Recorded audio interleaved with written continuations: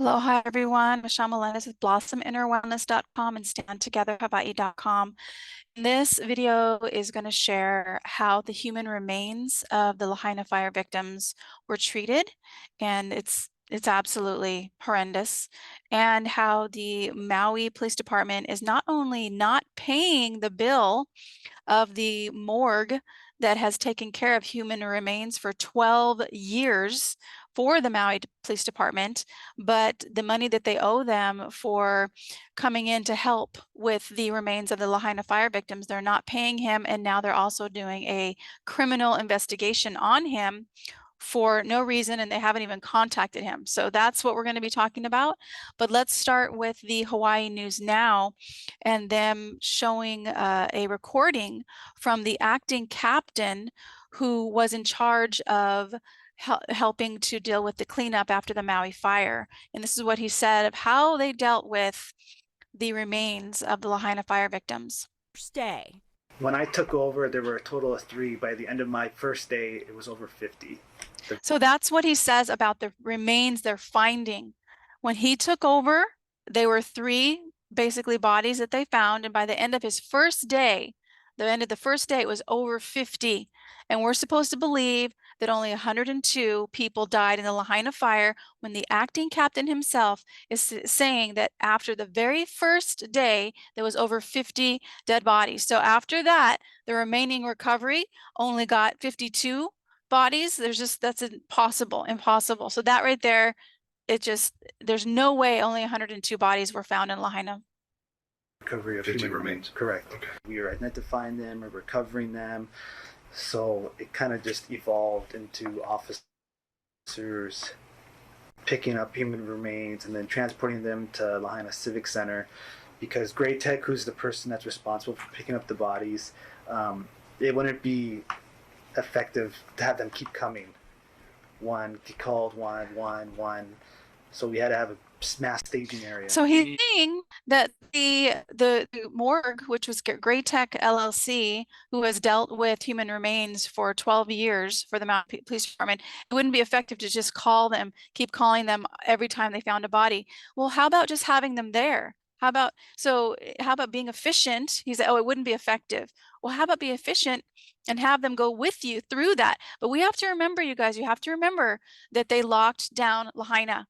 They didn't let homeowners in for 3 months. They wouldn't let media in, and they wouldn't let anybody take any videos or drones. They had a no-fly zone over Lahaina for 3 months. So I believe that was 3 months for the people who owned homes there, and I don't remember the exact timeline of the no-fly zone, but it was during the recovery effort.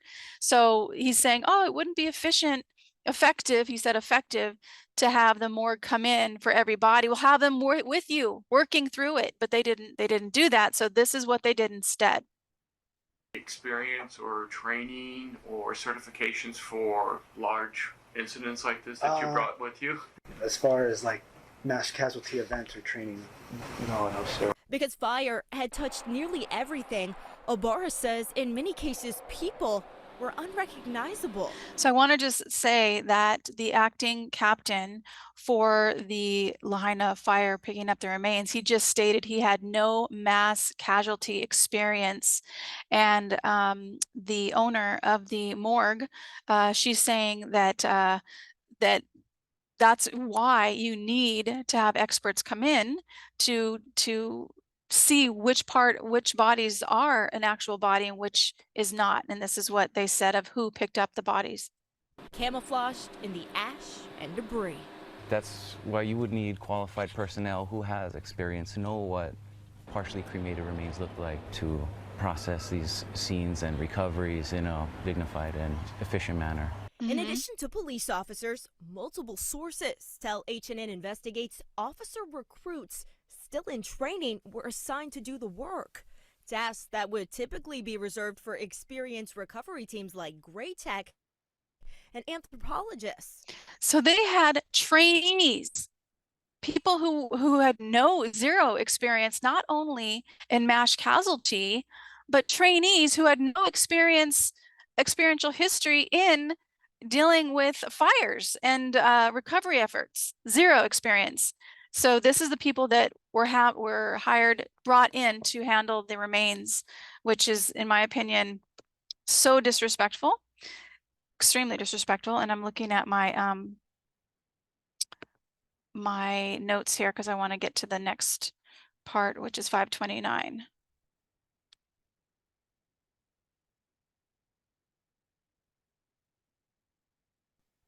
It wasn't getting done. Right away, you spoke up. Yes. Ibarra says he provided MPD leadership with a copy of Maui County's mass fatality operations plan and a field guide that explained step by step what needed to be done. And what was the response to that? I don't think the problem was understood. The Maui Police Department. I just have to say that's being really nice. I don't think the problem was understood. Okay, these guys are not stupid. You know, the problem was understood. It's like, how about, you know, if somebody were to say, you know, Michelle, I need to come in because I'm an expert in this field and I know what to look for. Okay, that's pretty easy to understand, but they chose not to do this. Why? Why did they choose not to let the experts in the field of picking up human remains come into Maui? Instead, they allowed trainees and other people who are not experts in this field at all to pick up the remains of loved ones. And this is what happened. After action report echoes some of that confusion, saying early on it was discovered that some body bags contained commingled remains, while in other cases, one individual may have been recovered in more than one body bag. The report also stated a subset of fragmented bone remains could not be linked to only one person and were commingled with multiple non-related individuals. And was there a rush? So again, this is from Hawaii News Now. I just want to make sure I'm giving them credit. And yeah, there was a rush, but I want to talk about the human remains now. Because check this out, a family, there's at least 2 families, and I'm sure there's more that had this to say. For accuracy. In the weeks after the fire, at least 2 families expressed concern about a possible mix-up with their loved one's remains. The ashes that we have, is that really my mom? 71-year-old Donna Gomes lived on Lahaina Luna Road, but her death certificate said her remains were located 10 blocks away on Kuialua Street at an address that never burned. How would she have gotten there on her 2 feet? Because her car was across the street, which burned. So I want to just bring that map back up. Where's that map? That never. So these people who are experts in their field picking up human remains, they have to have a GPS. They have a GPS. They have an ID log for the remains. They putting it into a bag, and they have a GPS showing where these remains were picked up. They're saying that this woman, during the fire, she had her car burning. She walked 10 blocks and died here when this house wasn't on fire. So I don't know. That's a little bit fishy. It's a little bit very fishy. How is that possible? So they're wondering. These families are wondering. You know, they get the ashes back. Is that really my loved one? You know, is it somebody else's? So this is very fishy of what's happened. This man who has he actually came to Hawaii News Now after a year. I believe he probably had to sign a non-disclosure or something for a year, because now he's speaking out after a year.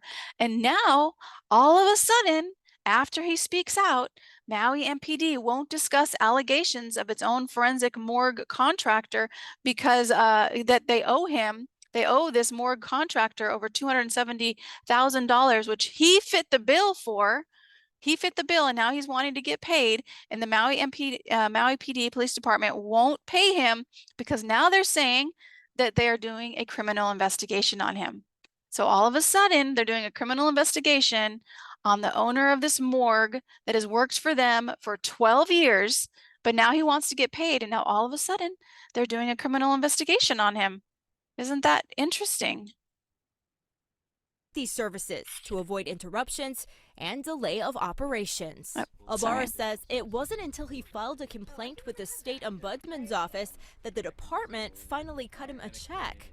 In June, the Maui Police Department terminated its contract with Great Tech LLC, citing the convenience clause, a contractual provision that allows one party to terminate the agreement without cause or penalty.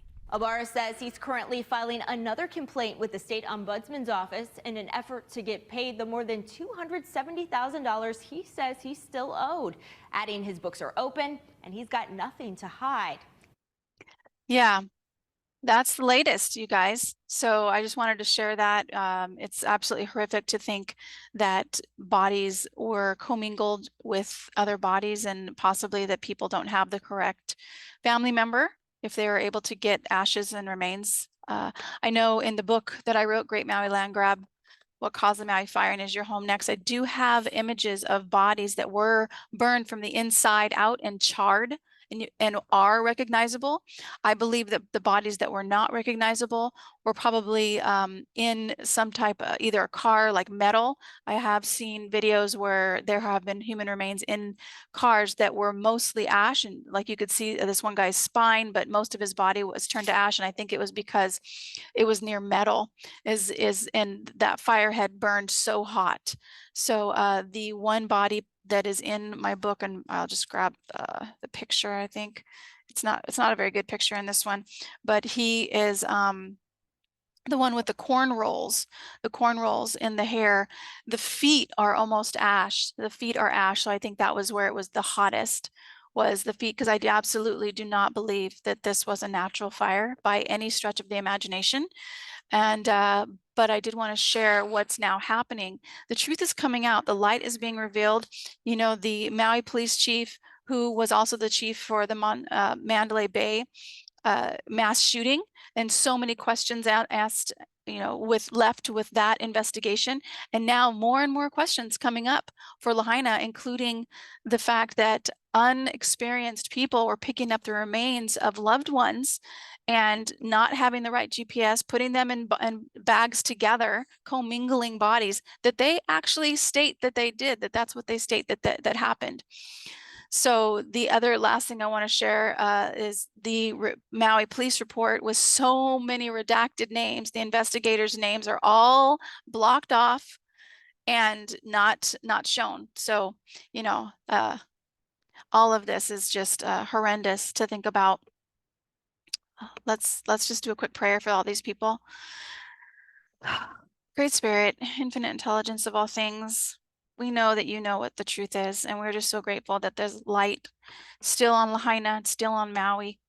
We know that more and more light is still going to be shown there, and that it will not diminish until the truth is told to all people who will listen and want to hear the truth and want to know the truth. We are so grateful for people like the owner of this morgue who came forward and spoke the truth, his courage to do that. He did not have to do that, and he knew what the right thing was to do. And we just give so much gratitude to all people who are doing what is right, not what is easy, but what is right, and what is needed at this time is the truth, is people to be courageous enough to speak out and speak on behalf of those whose voices have been reduced to ash, literally, who are gone. We just give so much gratitude for the courage of those people who are willing to speak the truth. And Great Spirit, we know that they are always protected and always guided, and each one of us is pulled to do what is our kuleana, what is ours to do in this present time. And we each do it because when we step forward and take action and do what is in our heart for doing what we know is right, we know you've got our back, Great Spirit. We are always protected and always guided, and the light shines forth through the darkness. The darkness is not more powerful than the light. The light seeps through like trying to hold water in your hands. Just can't do it. Great Spirit, we just give so much gratitude for the courage that is in each person's heart. And we know that the truth is unfolding, and we get to watch as those who do not value human life are removed from power and are held accountable for their actions. And we know that that is done, and so it is.